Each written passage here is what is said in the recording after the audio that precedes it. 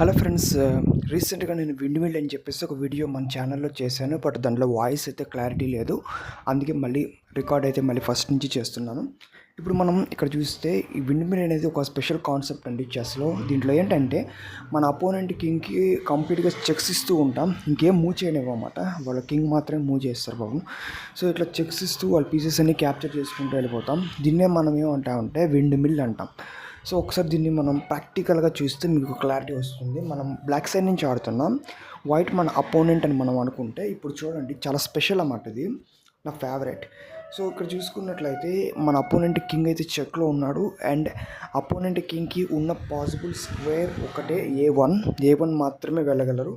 So ఏ1 అయితే వెళ్తారు, ఏ1కి అయితే వెళ్తారు. నెక్స్ట్ మూవ్లో వాళ్ళ నైట్ అయితే మనం క్యాప్చర్ చేసేస్తాం, వాళ్ళ నైట్ని క్యాప్చర్ అయితే చేసేస్తాం. అండ్ మళ్ళీ కింగ్ చెక్లో వచ్చారు. సో మళ్ళీ కింగ్కి మిగిలిన ఒక స్క్వేర్ ఒకటే, అదే బీ1కి అయితే వెళ్తారన్నమాట. అండ్ బీ1కి వెళ్ళిన తర్వాత మళ్ళీ చెక్ అయితే ఇస్తాం.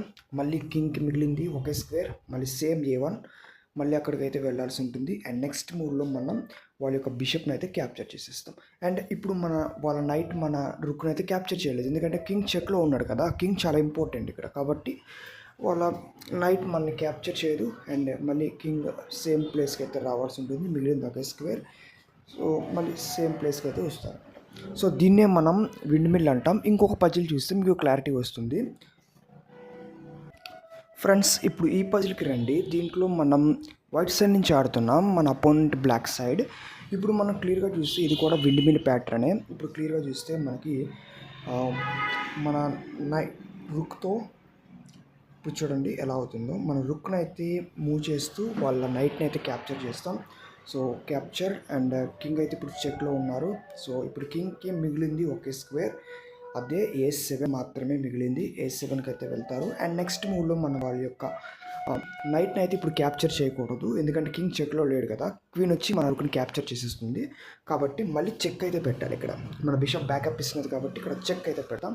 అండ్ మిగిలింది ఒకే స్క్వేర్, ఏ8 స్క్వేర్. సో ఏ8 స్క్వేర్కి అయితే వెళ్తారు.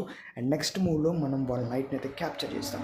మళ్ళీ కింగ్ చెక్లో ఉన్నారు కాబట్టి మన రుక్ని అయితే క్వీన్ క్యాప్చర్ చేయలేదు.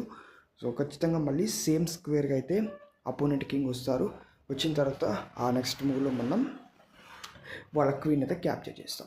ఇక్కడ క్లియర్గా చూస్తే ఇక్కడ ఇప్పుడు చూపించిన పజిల్లో వైట్కి బ్లాక్కి చాలా అడ్వాంటేజ్ ఉంది ఇక్కడ, ఎందుకంటే వాళ్ళకి 2 నైట్స్ ఉన్నాయి, అండ్ ఒక పాన్ ఉంది, అండ్ క్వీన్ ఉంది కాబట్టి. అండ్ ఆల్రెడీ క్వీన్ అనేది మనకి సెకండ్ ర్యాంక్లోకి వచ్చేసింది కాబట్టి మనకి ఎంత వేరమైనా మనకి చెక్మేట్ అవ్వడానికి చాలా ఛాన్సెస్ ఉన్నాయి వైట్కి. సో వైట్ చెక్మేట్ అయిపోతుంది, వైట్కి చాలా డిసడ్వాంటేజ్ ఉంది. బట్ ఇక్కడ విండ్ మిల్ ప్యాటర్న్ ఇక్కడ వైట్ అబ్జర్వ్ చేయడం వల్ల మనం గెలిచేసాం. అర్థమైందా?